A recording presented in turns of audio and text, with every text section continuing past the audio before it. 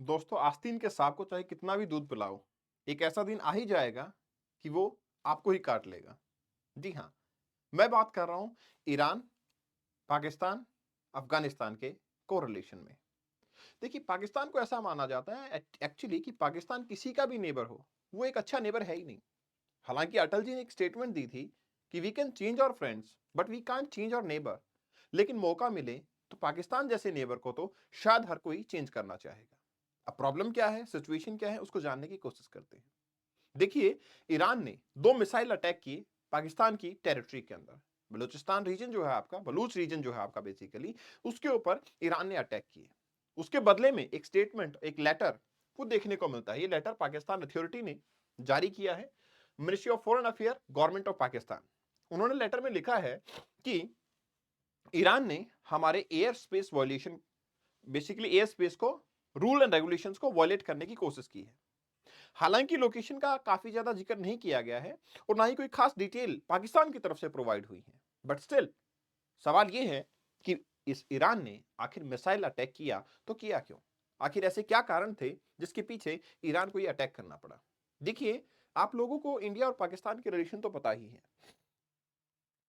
हम जानते हैं कि इंडिया और पाकिस्तान के रिलेशन में जो आपकी बॉर्डर लाइन है वो काफ़ी स्ट्रेंज है और वो उनके बीच में काफ़ी डिस्प्यूट है।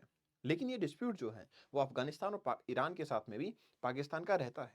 इवन हमारे पास जो ईरान वाला रीजन है, जो अफगानिस्तान वाला रीजन है, मैं ये बोलूंगा आज के टाइम पे तो वो ज़्यादा वोलेटाइल नेचर है in comparison to the border of India and Pakistan.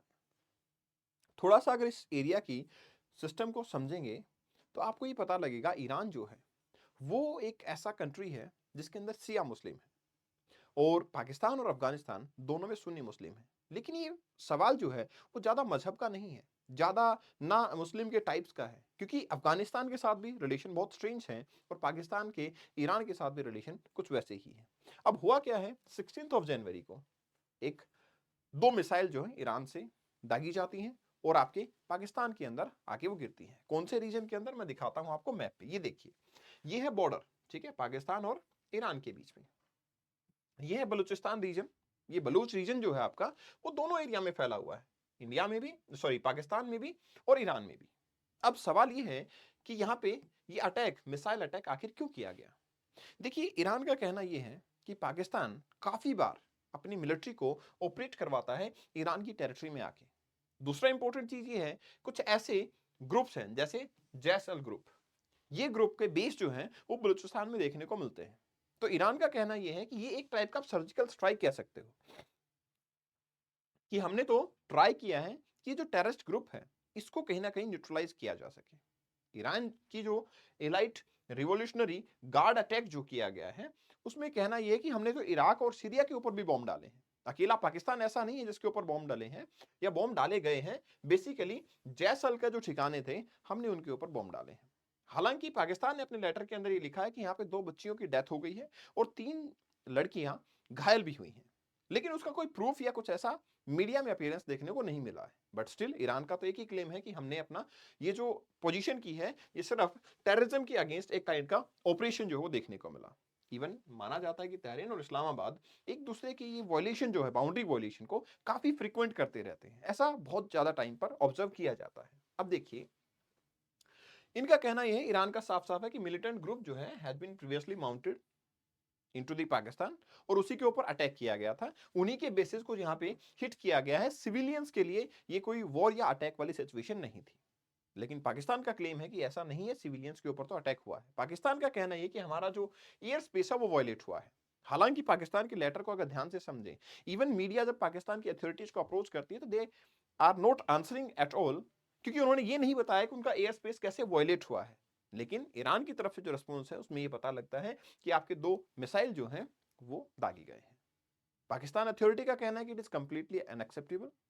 Pakistan के जो फॉरेन ऑफिस स्पोक पर्सन है, basically early hour of Wednesday उन्होंने यही बयान दिया है कि ये बिल्कुल भी टॉलरेबल नहीं होगा। अब बिल्कुल भी टॉलरेबल नहीं होगा वो तो ठीक है, लेकिन पाकिस्तान की स्टेटमेंट जो है वो लोकेशन को मेंशन नहीं करती है, क्योंकि लोकेशन को मेंशन करने का मतलब आप समझ रहे हो इनके ठिकाने की बेसिकली एक तरीके से खुद से ही लोकेशन को दे देना, तो पाकिस्तान वो नहीं चाहता। लेकिन हाँ, इन्होंने ये जरूर बोला है कि जो फॉरेन अफेयर मिनिस्ट्री है वो तेहरान के साथ में कॉन्टैक्ट में है, लगातार बातचीत में है और इवन इन्होंने ये बोला है कि अगर मान लो टेररिज्म है, टेररिस्ट ऑर्गेनाइजेशन वहाँ पे वर्किंग है, तो we have many more mode of communication with Iran. मतलब पाकिस्तान का क्लेम करना है कि हमारा ईरान के साथ में काफ़ी अच्छे मोड ऑफ कम्युनिकेशन है, तो हम टुगेदर आके टेररिज्म के अगेंस्ट काम करें, वो ज़्यादा बेहतरीन होगा। लेकिन अगर आप हमारे एयर स्पेस को, हमारे रूल्स एंड रेगुलेशंस को, एयर स्पेस के वायलेशन करोगे, तो उस केस में ये टॉलरेबल नहीं होगा। अब उसके जवाब में क्या है? आप ये देखिए, तेहरान की एक बिल्डिंग है, बिल्डिंग के ऊपर कुछ मैसेज दिया हुआ और यहाँ पे एक मिसाइल भी दागी हुई है। ये मैसेज क्या कहना चाह रहा है? मैसेज कह रहा है प्रिपेयर योर कॉफिन, मतलब अपनी कब्र जो है वो तैयार कर लो। किसके बारे में है? डेफिनेटली जो आपके टेररिस्ट ऑर्गेनाइजेशंस हैं, उनको एक मैसेज जो है ईरान की तरफ से है। और ये दोनों ही लैंग्वेज में, हिब्रू लैंग्वेज में, पर्शियन लैंग्वेज के अंदर ये है जो लिखा हुआ है। ईरान ओवरनाइट मिसाइल जो अटैक किया था वो सिर्फ पाकिस्तान के ऊपर नहीं किया था, इवन इराक के ऊपर और सीरिया के ऊपर किया था। ठीक है, इराक का जो ऑटोनॉमस रीजन है, कुर्दिस्तान रीजन जो है, उसके ऊपर भी अटैक जो है वो किया गया था। और उन्होंने यही बोला है कि देखिए, इस्लामिक रिपब्लिक सिक्योरिटी के अगेंस्ट अगर कोई भी थ्रेट होगा तो हमें डेफिनेटली इस टाइप के ऑपरेशंस करने पड़ेंगे और वो हमारी मजबूरी होगी, but yes, you should prepare your coffin by yourself. On Monday, Iran fired missile into the northern Syria targeting ISIS group.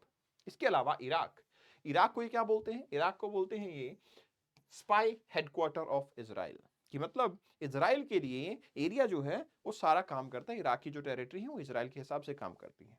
और आपको पता है ईरान और जो बेसिकली इजराइल है, उनकी बिल्कुल भी नहीं बनती। एंड टू बी फ्रैंक, जब से इजराइल के हमास के साथ में डिस्प्यूट आया है, तब से ईरान काफी ज्यादा वायलेंट हो चुका है। आपको पता होगा, इंडिया का एक शिप था जिसके ऊपर की, जो गुजरात के कोस्ट से थोड़ा सा दूर ही था, उसके ऊपर भी ईरान बैक्ड ग्रुप ने अटैक किया है। तो मतलब ईरान के जो वॉलेटिलिटी है वो काफी ज्यादा हो चुकी है। लेकिन पाकिस्तान के साथ जो चल रहा है, डेफिनेटली पाकिस्तान एक इस टाइप की कंट्री रह चुका है, कंट्री हो चुका है, जो कि हमेशा टेररिज्म को सपोर्ट करता है और उसी के ऊपर अपनी इकोनॉमी को सर्वाइव करवाना चाहता है।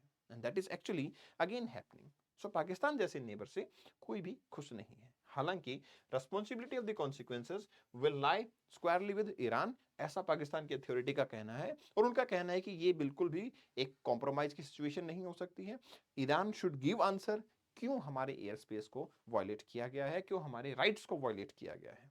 बट देखिए, terrorism in any form is always bad, ऐसा आपका, हालांकि पाकिस्तान का भी कहना है, पाकिस्तान का कहना यही है कि हम टुगेदर आके इसके ऊपर ऑपरेट करते तो शायद ज्यादा सही रहता। ईरान के पास मोड ऑफ कम्युनिकेशन थे, हमसे बात करनी चाहिए थी। क्या आपको लगता है कि पाकिस्तान एक ऐसा कंट्री है जिसके साथ टेररिज्म से रिलेटेड बात की जा सकती है?